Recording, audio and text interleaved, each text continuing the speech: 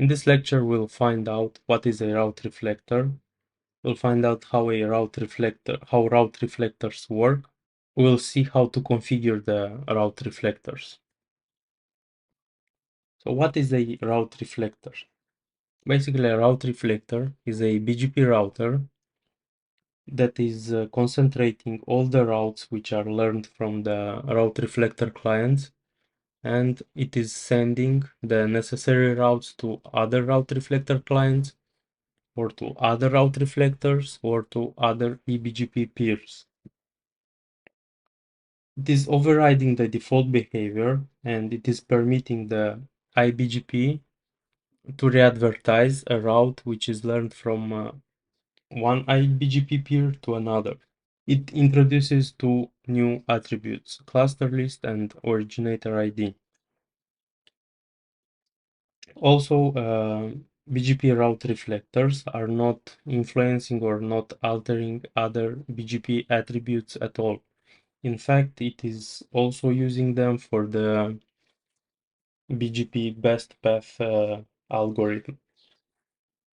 And also, as a regular iBGP, it will not share the routes which cannot be resolved. BGP route reflectors is making use of the cluster list and originator ID.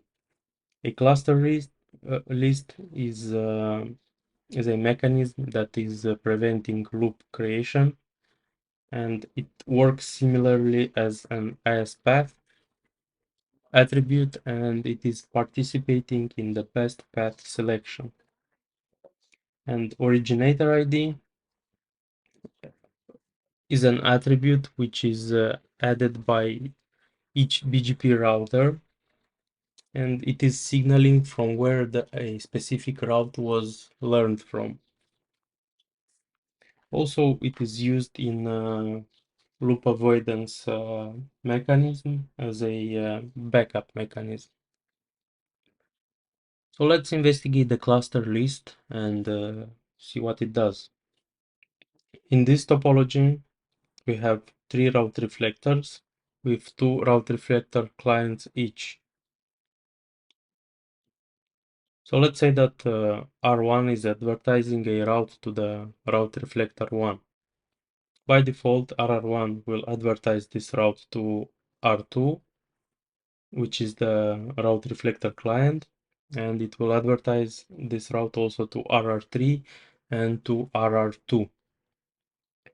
When advertising this route, we'll see that the route will have the originator ID, which is showing where the route was originated, and the cluster list, which, as I mentioned, is similar like as path, and it is signaling that this route passed RR1. So RR3 will receive this route, and it will see these attributes, and RR2 will receive this route with the exact same attributes. Now that RR3 received this route, it will try to advertise this route to RR2.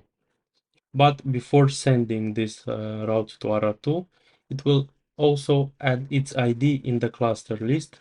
So now RR2 knows that this route was learned from RR3, but RR3 was learned this route previously from RR1.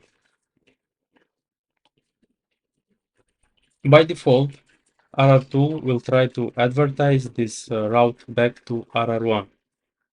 So when this route will be received on RR1, it will check the cluster list, and it will see that some other route reflector learned this route from himself. So it will drop this route, and it will not install it in its routing table. But we are not done with RR2. Now RR2 is receiving 2 routes, one with cluster list the RR1 IDs, and the second with the cluster list with 2 IDs, RR1 and RR3. RR2 will run the BGP best route mechanism, and it will it will check the cluster list at some point, and it will install the route with the shortest cluster list, and which means it will install the route from RR1. In the second case, let's say that RR1, RR2, and RR3 have the same cluster list configured, the same cluster list ID, cluster ID configured. So let's say that there is a PC connected directly to RR1, and RR1 will advertise this route to R1, R2, RR3, and RR2. When advertising this route, it will add the originator ID, and the originator ID will be the ID of RR1 because this route originated from RR1, and it will add the cluster list ID. This route will be received by R3 and R2, and R3 will advertise the route to RR2. But as you can see, the cluster list is not modified because they have the same cluster list. So RR2 will try to advertise this route to RR1.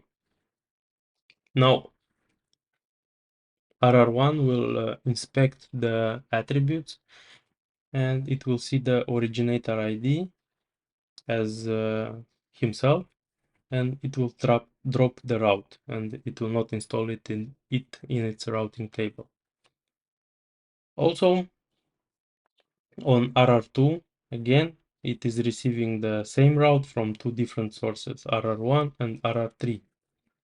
It will it will run the BGP best path algorithm, and it will install the best match in its routing table. The route reflector configuration is similar with iBGP configuration, with the exception that you add the cluster ID in the config. And the cluster ID now act as the originator ID or as the cluster list ID. Basically, it is the ID of RR1. What I didn't mention is that only the route reflector have this cluster configuration added, and the route reflector clients, they don't have any specific configuration. It's just that they are peering only with the route reflectors, and they are not peering with each other. For example, R5 will not peer with R6. So on a quick side note, like I said, you can find the video series links in the description, and you can watch these videos chronologically. You can also hire me on Fiverr. I offer consulting and design services, troubleshooting and whatnot. And if you want to follow along with my Udemy courses, you will also find the discount codes in the description. Thank you, and I'll see you in the next one.